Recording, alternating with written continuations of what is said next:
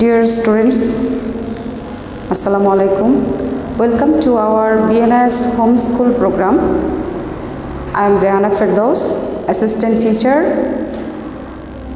in English, Bonusri National Ideal School.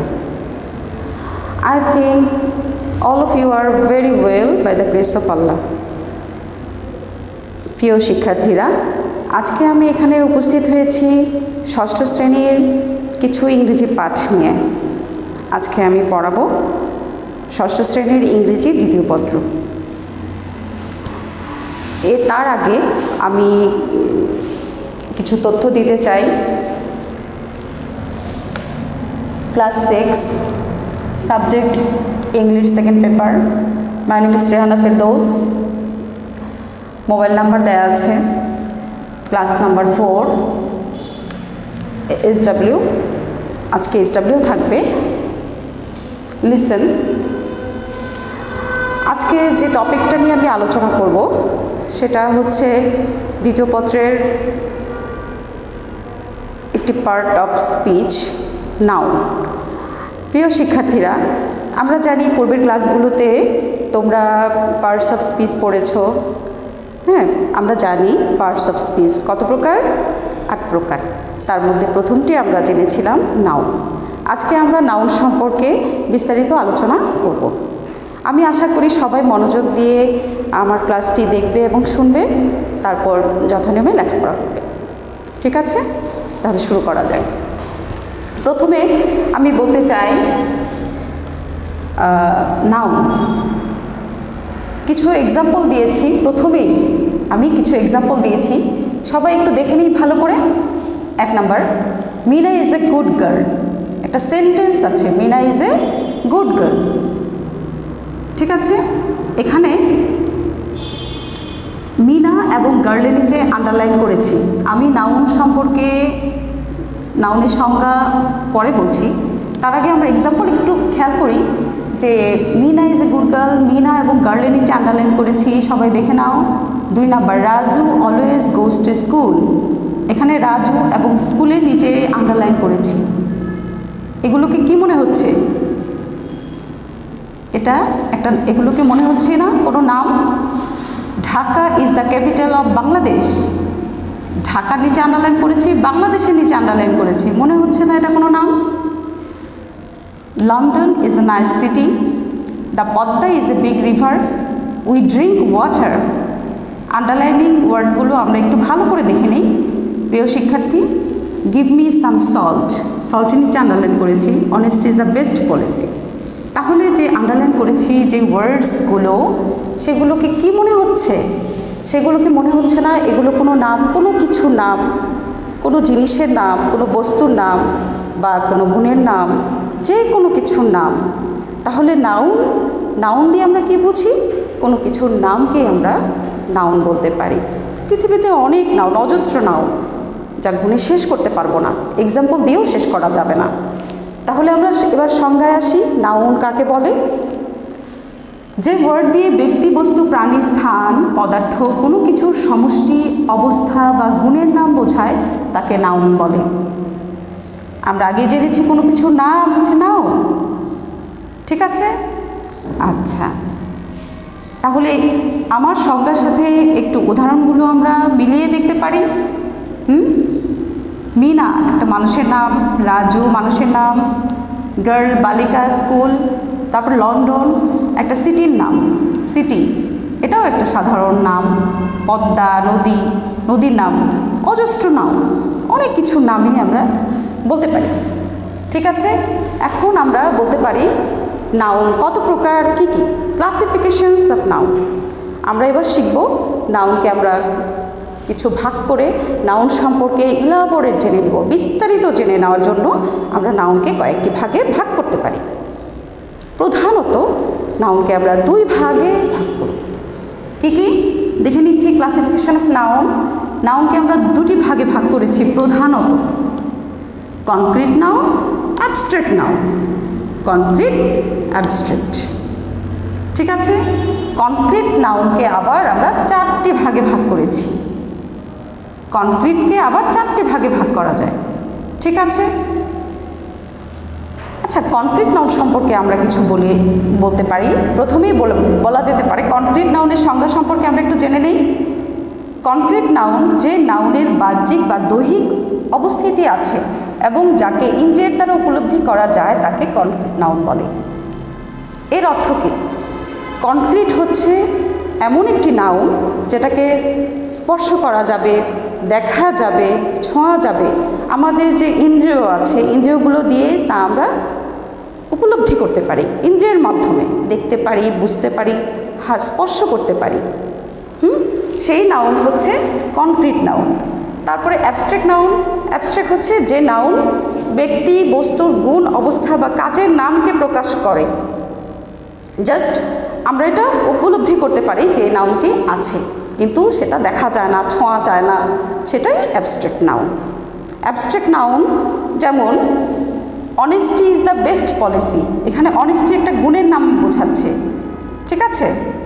My father is a great lover of freedom. আমার বাবা কে ভালোবাসে? স্বাধীনতা ভালোবাসে।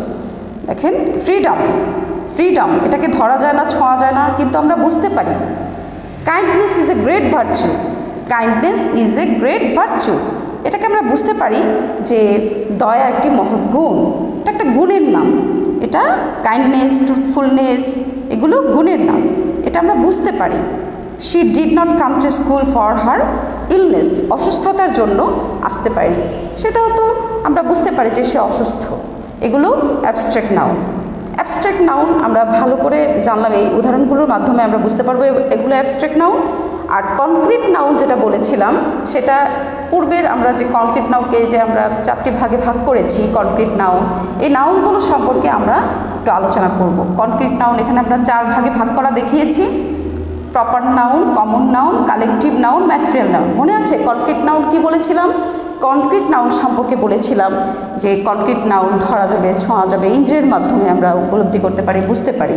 হ্যাঁ, যে কোনো কিছুর কোনো বাহ্যিক বা দৈহিক অবস্থিতি আছে, যার একটা উপস্থিতি আমরা বুঝতে পারি, সেটাই কনক্রিট নাউন। তাহলে কনক্রিট নাউনের যে 4 প্রকার সেটা আমরা বিস্তারিত আলোচনা করব। ঠিক আছে, এখানে প্রথমেই লিখেছি প্রপার নাউন। প্রপার নাউনের কিছু এক্সাম্পল লিখেছি।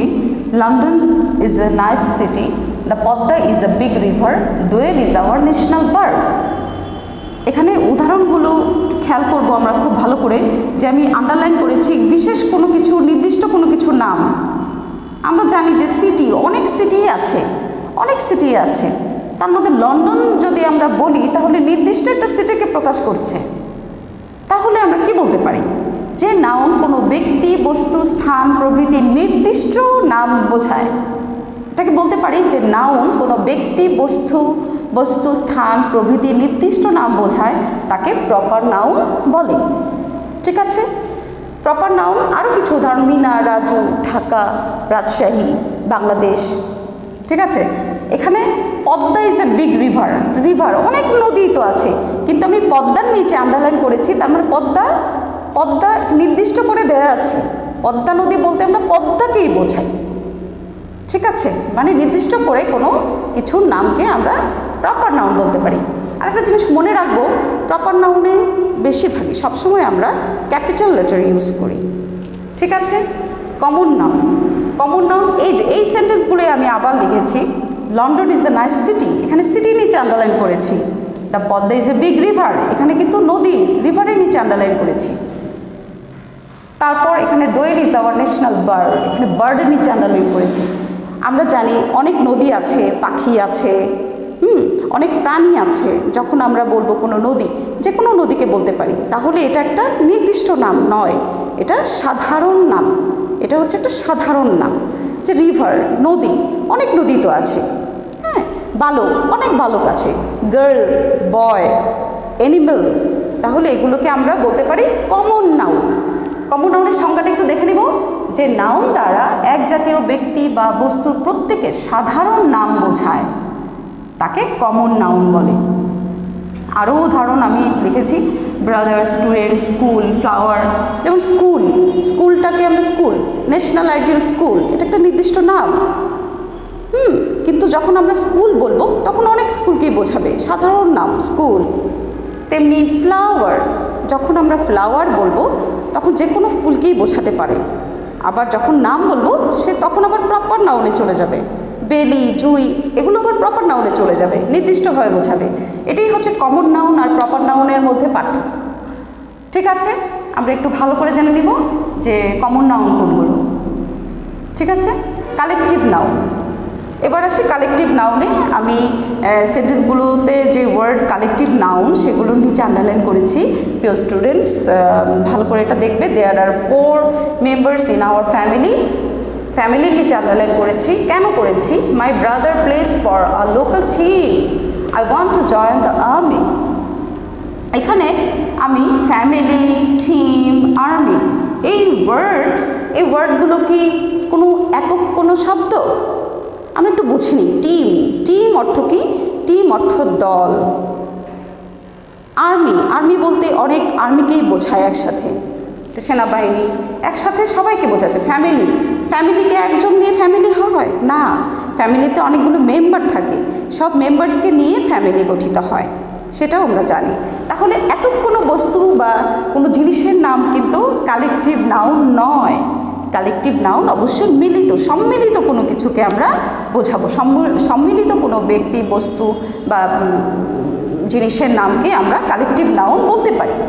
তাহলে সংজ্ঞায় আসি যে নাউন একজাতীয় কতগুলো ব্যক্তি বা বস্তুকে পৃথকভাবে না বুঝিয়ে তাদের সমষ্টিকে বোঝায়, তাকে কালেকটিভ নাউন বলে। যেমন আরও কিছু উদাহরণ লিখেছি। ক্যাটেল, জুরি, বিচারক মণ্ডলী। ক্যাটেল গবাদি পশু। গবাদি পশু বলতে আমরা শুধু গরুকে বোঝাই না, গরু, ছাগল, ভেড়া অনেকগুলো গবাদি পশু একসাথে আমরা ক্যাটেল বলি। আশা করি সবাই বুঝতে পেরেছো যে আমি কালেকটিভ নাউন বলতে কি বুঝিয়েছি। আমরা কালেকটিভ নাউন সম্পর্কে জানলাম। এবার ম্যাটেরিয়াল নাউন। আমরা জানি কনক্রিট নাউনকে আমরা 4 ভাগে ভাগ করেছি: proper noun, common noun, collective noun, material noun. Material noun সম্পর্কে আজকে আমরা জানবো। I want some water, sugar and salt. She drinks milk. কিছু জিনিসের নাম লিখেছি এখানে, আন্ডারলাইন করেছি জিনিসের নিচে, যেগুলো আমরা কি করতে পারি, যেগুলো আমরা গণনা করতে পারি না, ঠিক আছে? যে নাউন দ্বারা কোনো পদার্থের নাম বোঝায় যা সংখ্যা দ্বারা গণনা করা যায় না, শুধু পরিমাণ দ্বারা বোঝা যায়, তাকে ম্যাটেরিয়াল নাউন বলে। তাহলে অন্যান্য নাউনগুলোর সাথে ম্যাটেরিয়াল নাউনের কি পার্থক্য? অন্যগুলো গণনা করা যায়, কিন্তু ম্যাটেরিয়াল নাউন গণনা করা যায় না। হ্যাঁ, ম্যাটেরিয়াল নাউন গণনা করা যায় না। ওয়াটার, পানিকে আমরা গণনা করতে পারি না, তো ও পরিমাপ করতে হয়। গ্লাসে রাখলে সেটা 1 গ্লাস হয়, তাই না? জগে রাখলে সেটা 1 জগ হয়, সেটা আমরা পরিমাণের মাধ্যমে বুঝতে পারি। সুগার, সল্ট, টি এগুলো আমরা গণনা করতে পারি না। রাইস, এটাও গণনা করা যায় না, অনেক একসাথে, সেটা অগণিত মনে হয়, কিন্তু এগুলো আমরা ওজন করে জানতে পারবো। গোল্ড, সোনা, রূপা, আয়রন, এগুলো প্রকৃতিতে কিন্তু গলিত অবস্থায় পাওয়া যায়, গুঁড়া থাকে। হ্যাঁ, এগুলো কিন্তু পরে সলিড আকারে ধারণ করে। গোল্ড সলিড করে নেওয়া হয়। সো গোল্ডকেও কিন্তু গণনা করা যায় না, ওজনের মাধ্যমে আমরা গোল্ড পরিমাপ করতে পারি। ঠিক আছে, আশা করি শিক্ষার্থীরা খুব ভালো করে বুঝতে পেরেছো ম্যাটেরিয়াল নাউনটা কি। ঠিক আছে, আমরা কনক্রিট নাউন সম্পর্কে জানলাম, abstract noun, concrete noun, abstract noun সম্পর্কে জানলাম। নাউন সম্পর্কে আমরা অনেক তথ্য পেলাম। কনক্রিট নাউনকে আমরা কয় ভাগে ভাগ করতে পারি আবার একটু জেনে নিই। Proper noun, common noun, collective noun, material noun, প্রত্যেকটার আমরা জানতে পেরেছি, বুঝতে পেরেছি। অ্যাবস্ট্রাক্ট নাউন সম্পর্কেও আমি বলেছি যে অ্যাবস্ট্রাক্ট নাউন, কনক্রিট হচ্ছে বাহ্যিকভাবে উপস্থিতি বোঝা যায়, কিন্তু অ্যাবস্ট্রাক্ট নাউন সেটা তার দৈহিক উপস্থিতি প্রকাশ করতে পারে না। অ্যাবস্ট্রাক্ট নাউনটা গুণের মাধ্যমে প্রকাশ হয়, আমরা উপলব্ধি করতে পারি এই নাউন আছে। ঠিক আছে, এই নাউন সম্পর্কে আমরা প্রধানত এই 2 ভাগ করলাম। এছাড়াও নাউনকে আমরা আরও 2টি ভাগে ভাগ করতে পারি। আরও 2টি কী ভাগ করতে পারি, সেটা হচ্ছে কাউন্টেবল নাউন, আনকাউন্টেবল নাউন। এই একটা হচ্ছে গণনাবাচক, আরেকটা হচ্ছে গণনা করা যায় না। Countable noun, uncountable noun. Countable noun কাকে বলে? যে সকল নাউনকে গণনা বা কাউন্ট করা যায় তাকে কাউন্টেবল নাউন বলে। কাউন্টেবল নাউনের সংজ্ঞা এই নামের মধ্যেই আছে। I want to buy some eggs, potatoes. হ্যাঁ, she is a nice girl, the boy is very smart. এই যে বয়, গার্ল, কনক্রিট নাউনের মধ্যে ম্যাটেরিয়াল ছাড়া যা কিছু আছে বেশিরভাগই আমরা কাউন্টেবল নাউনের আওতাভুক্ত করতে পারি। ঠিক আছে, যেগুলো গণনা করা যায় না, মানুষ গণনা করা যাবে।